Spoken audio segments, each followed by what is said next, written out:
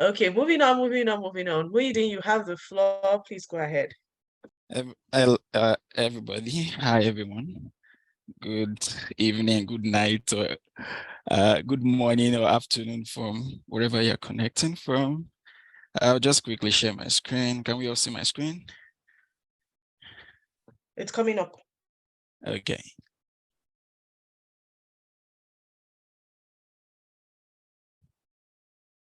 Still coming up. Yeah, still loading. You can go ahead and start and your screen will catch up. Okay. So I think it should be up now. He's working up. Okay, great. So my name is Muhyiddin Adetunji Adegbite. I'm popularly known as TJ. So, I mean, if you want to holler at me after this program, you can just address me as TJ. That's fine. I'm an MSc student at the University of Calgary here in Alberta, Canada. And I'm studying mechanical engineering, as you can see. And I'm just going to take us through academic transcripts as part of this event. So it's really short, and I think there's nothing so much to talk about transcripts. It's very short and simple. So what is a transcript? A transcript is simply an academic document that contains all courses taken and grades obtained by a student throughout his or academic program. And I just put a sample here of what a transcript looks like. From here, you can see that it lists all the courses the student has taken alongside the grades that the student got in these courses. And you can also see the cumulative GPA per semester, and you can also see the final one. So why do you need this? It's basically the singular documents that any graduate program will request for you, or from you rather, especially here in North America. I don't think I've ever seen where any graduate school requests for your certificates. It's basically your transcript they want to see, and it helps them to determine your academic fitness based on your CGPA and your previous coursework. So basically it reviews your previous degree. You can see for this person had Bachelor of Fine Arts rather. Secondly, it shows your final CGPA, which is key to a graduate committee, right? So when they are looking at your admission package as a whole, they want to see what your final CGPA looks like. And then it reviews the background courses that may be of interest to a graduate program as well. Sometimes graduate program wants to look at, have you taken some courses that they believe or they think that is going to be useful for you during the course of the graduate program. Sometimes you could have done mechanical engineering in Nigeria and you don't have some background courses that you've taken before. Let's say you want to go into robotics, for instance, in your graduate program, and you don't have like some or a bit of that background before. It could be like a deal breaker for, the committee when they are looking at that. It could be a cause of concern to them. So these are the things that your transcript will review by the time you submit it for your application. So there are different forms. So, and I'm focusing on North America because, I mean, this is where I am, and this is the place I am familiar with. So there's the unofficial one. This is submitted by the applicant to the school during the application. The graduate program basically use this for admission decision only. They don't keep it as your record. They just use it for admission decision and they dismiss it. Then there's the official one. This is submitted directly from the applicant's previous school to the intended graduate program. This could be required before or after admission decision, but mostly it is required after admission has been given and applicant has decided that they want to attend that school. So sometimes requirements vary from school to school. That's the basis. And you want to be sure about what this school requires when you're applying. So if the school is fine with the unofficial, meaning it's coming from you to them, that's fine. Some wants you to send from your school directly, even before they do the admission, they make the admission decision. So you want to look out for all of those when you're checking the requirements. Some graduate program requires submission of an evaluated transcript from an evaluation body, especially in North America. And this is also an official transcript. And I've said it's an official transcript here because when you send to the evaluation body, you send from your school to the evaluation body. And then the evaluation body, they do the evaluation, put it in a 4.0 scale, and then they keep it for you if you want them to keep it. And then when you need it for graduate school application, you just tell them, okay, send to so-so school. They send it there, as long as the school is accepting that evaluation body, because there are also different evaluation bodies that different schools require. But the most popular, of course, is WES. And I know that many people already know that. So case one I've said there is basically the official but not evaluated. This is just, you tell your school from whatever country you've had your previous degree, you tell them, okay, please send to this graduate program. It could be via email to email, or you want to do it via courier. Case two is official but evaluated. So previous school to the evaluating body, e.g. WES, and then from WES, it goes to the graduate program. And then finally, so what grade do you need to get into graduate school here in North America? Typically for North American school, minimum CGPA requirements could range from 2.5 up until 3.5. So depending on the program, the school, so many other things come into play, but averagely it's 3.0 minimum for MS, and for PhD, it's about 3.5, at least from my survey or what I've seen so far. So, and I'm talking about this in terms of 4.0 scale, not 5.0 for those from Nigeria. So look out for some schools that specifically state if it's the last 2 years of your undergraduate degree they are looking out for. So this is another thing that can be helpful. Sometimes some people, maybe at the beginning of their undergrad, they didn't do so well, and maybe they picked up in the middle up until the end. Sometimes you can still qualify, meet this 3.0 or this 3.5 if you look at the last 2 years. If that's what the school is going to consider, you want to be sure about that, and you may find out that you actually meet the requirements. So how can you convert your CGPA to a 4.0 scale? There are free tools that can give you an approximate equivalence of your CGPA, such as this Scholaro, and that's the link right there. There's also the WES Free IGPA calculator. You can also use that. And you could also do a direct conversion, So if you're from Nigeria, just do your CGPA. So if this person had 4.0 or 5.0, then you multiply by 4, which is the scale used here in the US or in Canada too, mostly. It's 4. There are also some schools that use, I think, 4.3 here in Canada. Well, the most popular is this 4. So that person has about 3.2. This is mostly an estimate. Sometimes the school have their internal, way of doing it, especially if they are accepting your unofficial for your admission, decision process. So some schools also have inbuilt converter on their website to help you. You can also look out for that. And then lastly, this is more like something that is peculiar to my school, and I've just put it here.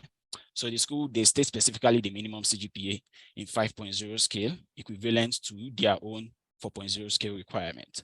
So if you go to the University of Calgary website, you find that they have like a list of so many other countries, and the equivalent of that country's CGPA that qualifies the candidate in terms of 3.0 out of 4. So for me, or for mechanical engineering, where I am, where I'm studying, what I'm studying, they require 3.0 out of 4 for MSc, and they require 3.5 out of 4 for PhD. And based on what is on the website of the school, they've already said that although it's second class upper, but it's still a minimum of 4 out of 5. So these are all the things you want to be sure of before you apply to the school. Of course, I know they must have some other speakers have talked about some other things that could, or maybe it's tomorrow, I'm not sure. Aside from CGPA, it's not only CGPA that is the deciding factor for sure, but I mean, it's really important and key. So if you're still in school, it's good to do well, very well, as much as you can, and have very nice CGPA at the end. It can open ways for you, for graduate school. And, it just opens you more opportunities, more places to apply to. You're not restricted. When your CGPA is sort of low, then you are restricted to the places you can apply to. For instance, these 2.5 schools, there are not so many of them that accept that. That's why I've said that the average is about 3.0. So you just want to do your best while you're, in your current program. And if you are done, you look for some other things that are considered and make sure you put them in place and make them available to give you a strong application eventually. So that's basically what I have. Thank you for patiently listening. I'll take your questions now if there are any. Thank you very much. Okay, so can I just add something, Scholar TJ? Oh, okay. Yeah, I'm with Okay, you. so what I want to say is that, to add to what Scholar TJ said, is that please, before you apply to any school, check the department GP requirement. See, I've seen a school that a professor put it on a website that the minimum requirement she takes in a lab is 3.8 over 4.0. Yeah, if you don't have that GP, you can't come to a lab. Yeah. Yeah.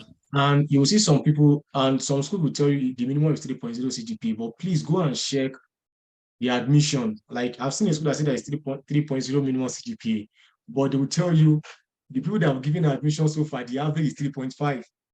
So you already know that if you don't have first class, just stay away from that kind of school, even though they will tell you should apply with 2.1. But they are telling you categorically that even though you say it's 2.1, but people that were given admission for the past 5 years, past 6 years, they are always on first class. So you should always know all these things, because a lot of people get rejection based on a lot of reasons that they don't even know to them. Sometimes, so before they think, oh, this school is wicked, this school is wicked, that school is wicked. So that would be my own point. Make sure you check GP requirement of each department, the lab, and everything. Thank you so much, strategy. Yeah. Thank you Thank for you, having me. Bola. So, TJ, I have a question for you for the people, and it's Okay. that if I'm struggling to get my transcript, I'm not able to get my transcript, or if I have a low CGPA, what do I do? Maybe you should answer the second one because that's probably more relevant. If I have So a low if CGPA, yeah, I if think I have a low CGPA, what do I do? so. And I I want to think apply to grad school. what Bola said right now is very important. So first of all, you want to communicate very well with the school. Secondly, some people say that if you evaluate your transcript, it sort of increases it. I don't know. I've never done it, so I can't say. But it's maybe something you want to look into, make findings about this. Generally, when you are doing this whole, graduate school thing, you want to ask questions a lot. You want to make so many research to be sure of what you're getting yourself into. Another thing is, as I said at the end of my, my talk, I said there are some other things too that you want to look out for in your application package as a whole. So you could boost your whole application profile with some other things aside just the CGPA. But of course, that's meeting the minimum requirements is really, very key. Amazing. Hope, Thank you so much. yeah, I hope I answered that. Sorry, just to chip in, I have like not a personal experience. Something happened recently. Somebody I know, like a colleague, who got admission through recommendation, but the department turned him down because somehow the department turned him down because his CGPA was low. Like, he got a research assistantship, but the department, the professor gave him offer, say, okay, come work in my lab, but the department turned him down that your CGPA is too low.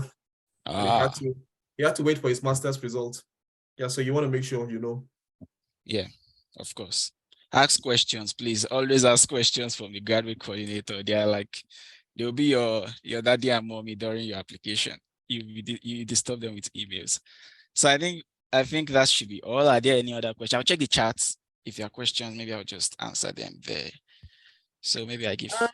It doesn't look like there's any. Oh, somebody said, is there a school that can accept diploma or master's direct with low tuition fees for a HND holder?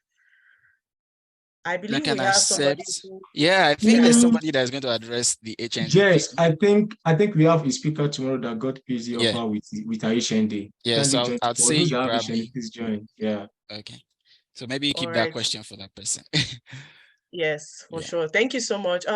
Yeah. Somebody also said, when is the best time to mail a professor? Can it be months to the application deadline? What do you think, TJ? Yes, it's the perfect time, but of course you have to do it well ahead of the time you are looking to resume. So if you're looking to resume September 2024, then I think there's nothing wrong if you have started looking at who you want to start shooting your emails now, because these professors plan ahead too. So some have students graduating, they also want to start looking at, okay, who am I going to replace these students with in my group? So you want to plan ahead as much as possible. You want to give chance for your visa application, all of those things. 1 year ahead of the time you intend to go to graduate school, you should start all this process. I would say that's the best. Okay, one last question. Somebody said, what Okay. is your advice concerning code mailing PR in Canada? I have mailed several professors and they are Okay. not replying to my emails. Okay, yeah, it happens. So, I mean, code emails, as the name implies, is code, right? So it's not like they are expecting it. It's you just selling yourself to them, and it's their choice whether to reply or not. You don't have power over that. They don't reply, you move on, you look for somebody else, and you keep doing that. But one thing again is, for me, I got my offer because I saw an advert, and I sent the email in, and shortly, maybe like 2-3 weeks after, I got an invite to an interview, and we did the interview, and like the following day I got the offer. So you can also look out for adverts. There's nothing wrong in looking out for adverts. When they put out adverts, then they're probably more conscious about what is coming into their email.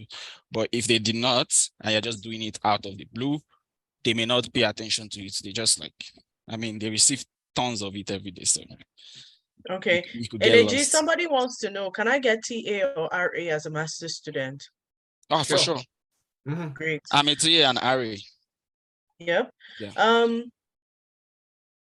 This question, Rosemary. Are there schools in Canada that waive IELTS? Yes, there are. You have to do your research to find out. But there are, of course. My school, I didn't require GRE or IELTS, but that's because that's school. If you look at some other ones, they may. So, yeah.